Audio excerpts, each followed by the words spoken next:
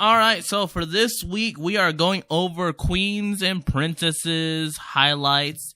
If you want to see the full discussion, it will be in the link in the description below. And as always, I hope you all enjoy the video.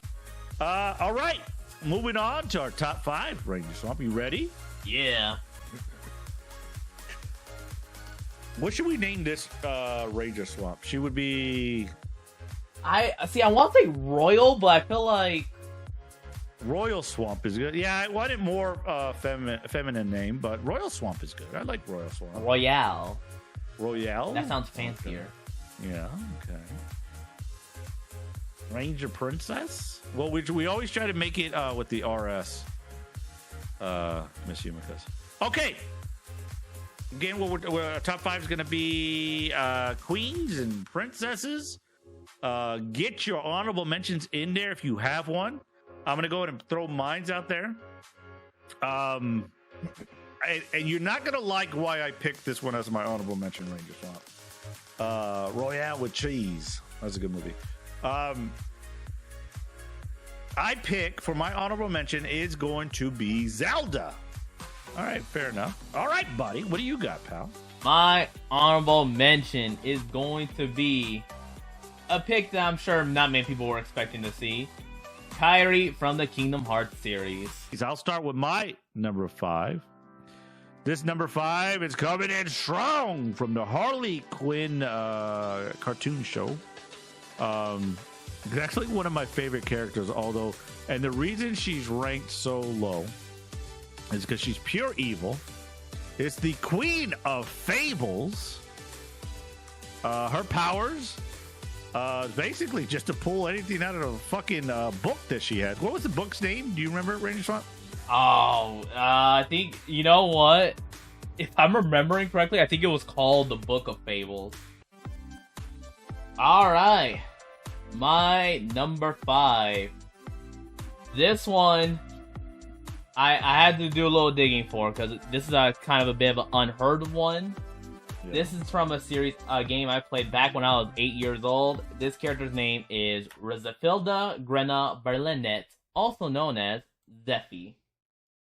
Okay. She is one of the main characters from a game known as Magna Carta 2.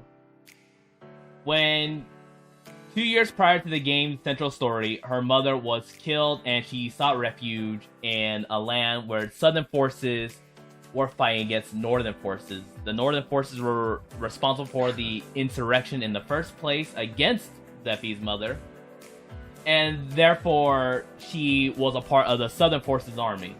All right, so I'll move on with my number 4. My number 4 is going to be coming from one of my favorite parodies on Star Wars, Spaceballs. It's Princess Vespa. Princess Vespa. The reason I like this is that she's lazy. She doesn't like people.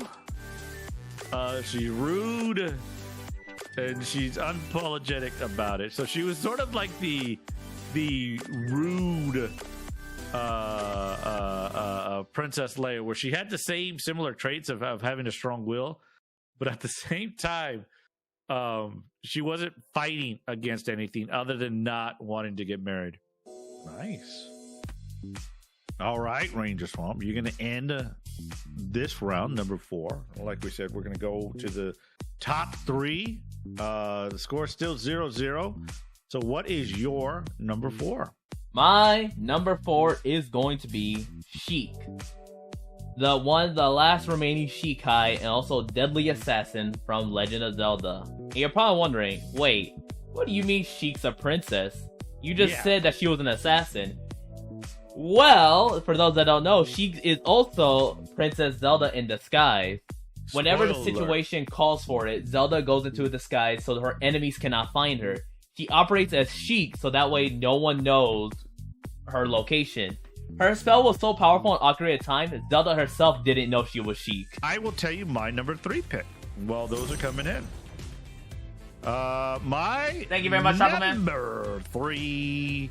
She is the Dragon Man from the anime Ari Fureta Tio Claris, not only is she very stunning and beautiful, not only is she much older than me, but she picked up this special skill. It's like the pervert special or some shit, right? Where the more pain she feels, the more pleasure she feels, and that allows her to have more power. I just think she's an interesting character, but what makes her really special, not the perverted part, although that's very amusing. The thing that makes Tio Claris so amazing is that she does have true leadership skills. What's your pick? My number 3 is going to be Lucina from Fire Emblem. Yeah. Lucina was born in a timeline where it was a bad war zone, but right prior to her birth, her father would end up being killed in battle by one of his closest friends. As a result, the war would end up becoming chaotic. Monsters would roam around, and it was a nightmare to live in. Lucina would then use forbidden magic to travel back in time to prevent this death and find her father's killer. So all down to my number 2. My number 2 is going to be Boa Hancock. She is from the One Piece series. Boa Hancock used to be a slave, and then she became the princess of the Kuju pirates. She's referred to as the Pirate Empresses. She's also she's the only female warlord of the sea. My number 2 is going to be the former queen of the underground named Toriel, the caring caretaker from Undertale. Okay. In the story of Undertale, the world is separated between humans and monsters. After a war between the two, humans seal the monsters underground in a mountain. After a human child falls down into that same mountain, one of the first monsters to approach the child was Toriel. It is revealed that she was the former queen who had left the kingdom. The reason for this is because any child that came down to the underground was having their soul taken and was going to be used to break the barrier between the human and monster world. I'm going to tell you guys what I picked. I recently watched this movie. And it is, I think it's a Studio Ghibli movie. At least that's what it looked like when it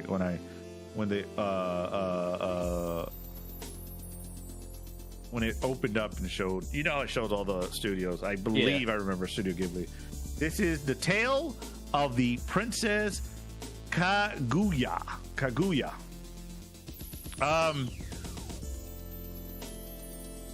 This is actually a very, very good movie, and it's really important for today. Sort of the storyline.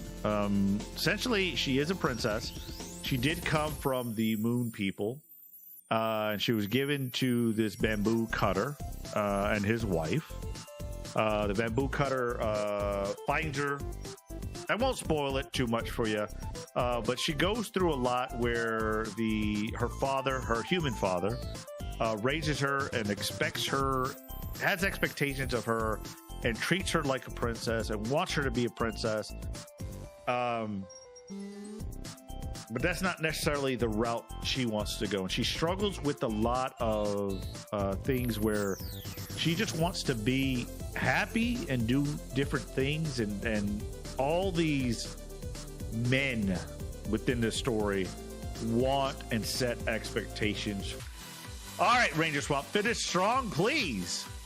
My number 1 is going to be Princess Melia Antiqua from Xenoblade Chronicles.